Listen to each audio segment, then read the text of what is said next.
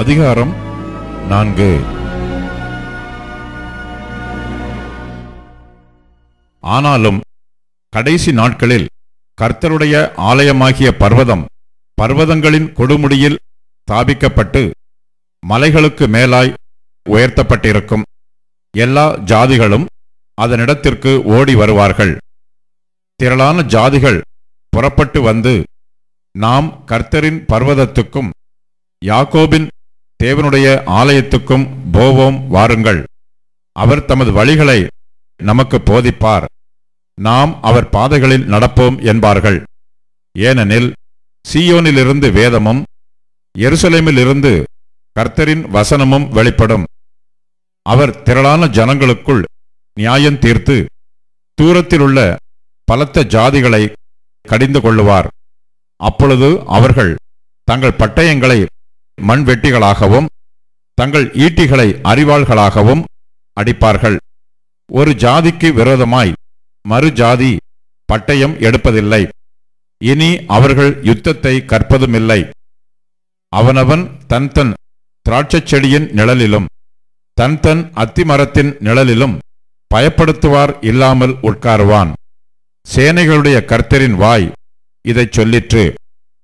சகல ஜனங்களும் தங்கள் தங்கள் தேவனுடைய நாமத்தை பற்றிக்கொண்டு நடப்பார்கள்.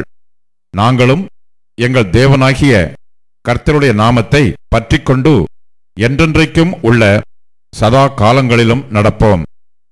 கர்த்தர் சொல்லுகிறது என்னவென்றால், அந்நாளிலே நான் நொண்டியானவளை சேர்த்து தள்ளுண்டவளையும் தீங்கு அனுபவித்தவளையும் கூட்டிக்கொண்டு நொண்டியானவளை மீதியான ஜனமாகவும் தூரமாய் தள்ளுண்டு போனவளை பலத்த ஜாதியாகவும் வைப்பேன். அவர்கள் பேரில் கர்த்தர் சீயோன் பர்வதத்திலே இது முதல் என்றென்றைக்கும் ராஜாவாயிருப்பார். மந்தையின் துருக்கமே, சீயோன் குமாரத்தியின் அரணே, முந்தின ஆளுகை உன்னிடத்தில் வரும். ராஜரிகம் எருசலேம் குமாரத்தினிடத்தில் வரும். இப்போதும் நீ சத்தமிட்டு கதர்வானேன்? ராஜாவானவர் உன்னிடத்தில் இல்லையோ? உன் ஆலோசனைக்காரர் அழிந்து போனார்களோ? பிரசவிக்கிற ஸ்திரீக்கு ஒத்த வேதனை உனக்கு உண்டாகும். சீயோன் குமாரத்தியே, பிரசவ ஸ்திரீயைப் போல அம்பாயப்பட்டு வேதனைப்படு. நீ இப்போது நகரத்திலிருந்து புறப்பட்டு வெளிகளில் தங்கி பாபிலோன் வரைக்கும் போவாய். அங்கே விடுவிக்கப்படுவாய். அங்கே கர்த்தர் உன்னை உன் சத்துருக்களின் கைக்கு நீங்களாக்கி மீட்பார். சீயோன் தீட்டுப்படுவாளாக, எங்கள் கண் அவளை காண்பதாக என்று சொல்லி அநேக ஜாதியார் உனக்கு விரோதமாக கூடியிருக்கிறார்கள். ஆனாலும் அவர்கள் கர்த்தருடைய நினைவுகளை அறியாமலும் அவருடைய யோசனையை உணராமலும் இருக்கிறார்கள். அவர் அரிக்கட்டுக்களைப் போல அவர்களை களத்திலே சேர்ப்பார்.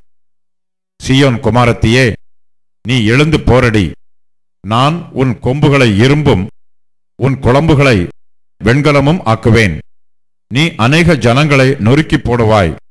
அவர்கள் தேடிச் சேர்த்ததை நீ கர்த்தருக்கென்றும் அவர்களுடைய ஆஸ்தியை பூமிக்கெல்லாம் ஆண்டவராய் இருக்கிறவருக்கு என்றும் நியமிப்பாய்.